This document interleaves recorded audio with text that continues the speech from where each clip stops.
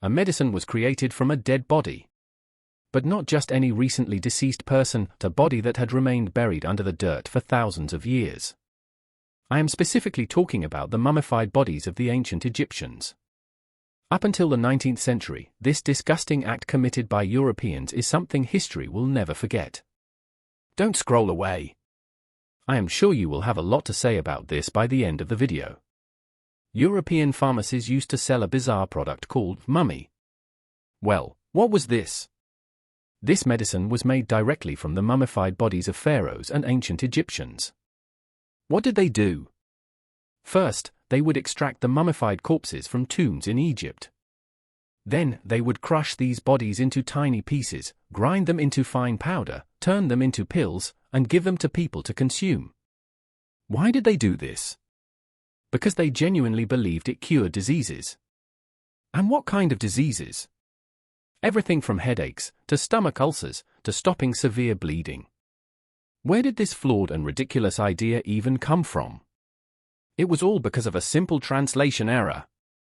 In our Eastern world, there was a natural substance called mumia, which was a type of black tar or asphalt, traditionally used back in the day to treat wounds.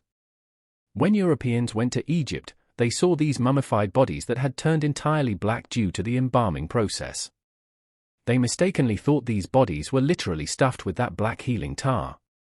So, instead of looking for the actual natural substance, they just started grinding up and eating the dead bodies. As I said, crushing them to dust. So, how long did this madness continue?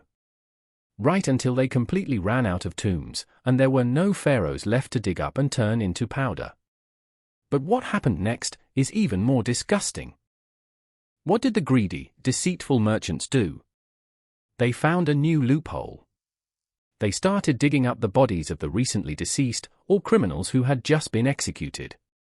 They gathered these fresh corpses, coated them in tar and spices, and left them out in the sun to bake and dry out. Then, they would grind them up, passing them off as thousand-year-old mummies, and sell them back to the people of Europe. And an unbelievable amount of money was paid for this so-called medicine. I mean, imagine the sheer ruthlessness. They literally tricked people into eating fresh, dead human meat, simply by altering its appearance. Yes, this is just one of those insane historical events that actually happened in the past. And that is exactly why I said at the beginning. I am sure you have your own thoughts to share about this.